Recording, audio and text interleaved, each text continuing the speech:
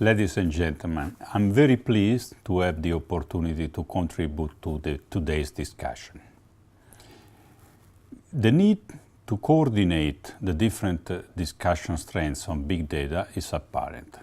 DG Connect is trying to be at the forefront in developing digital policy and fostering digital innovation to the benefit of the European society and economy. We believe that all competitive future business models in the digital economy will be built around the effective use of large amount of data.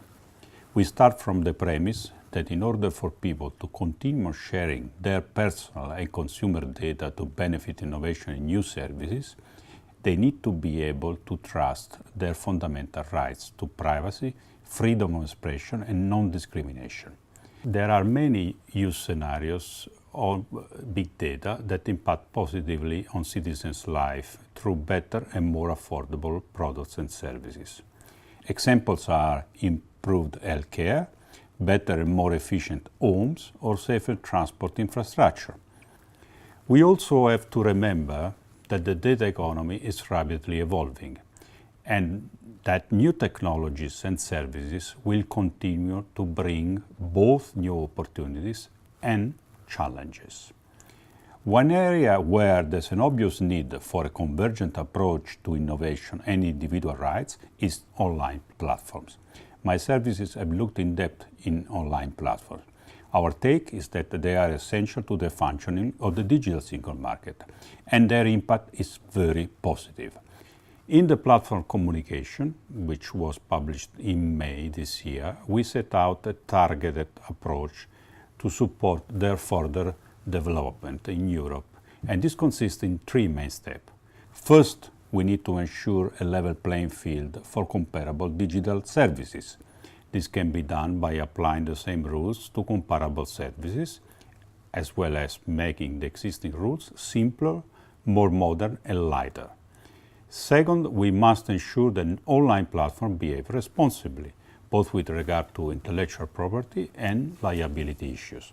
Third, we need to foster transparency and fairness for individuals, as well as promoting platform interoperability. These three main steps will be supported in several finalized and upcoming actions, including the new e-privacy directive and the just presented EU telecom legislation and the new copyright package. And also, let me quote the recent proposals related to consumer protection. In the ongoing revision of the Privacy Directive, we seek to complement a general data protection regulation with specific rules for processing personal data in the electronic communication sector. A new instrument, which is probably going to be a regulation, will be proposed at the end of 2016.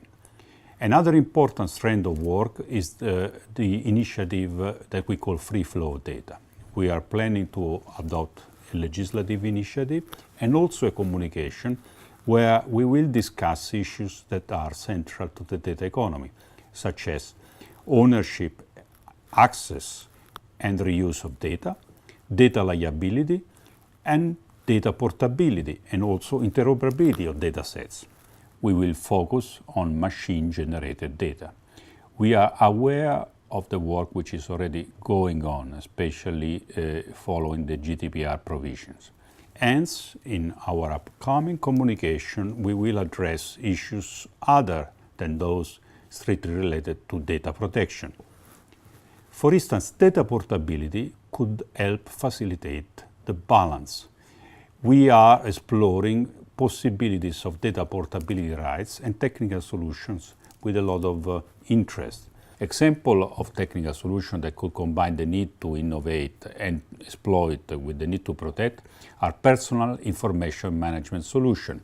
These are web-based platforms through which individuals can control the use of data held about them by third parties, however, also enabling them to share data with any third party they might choose. In our upcoming communication, which should be the starting point for a structured debate with stakeholders, we will raise these and other possibilities in terms of the legal and technical solution that will help to strengthen the European data economy and, of course, protect individual rights. We are planning to conduct the debate through several strands and through several stakeholders consultation.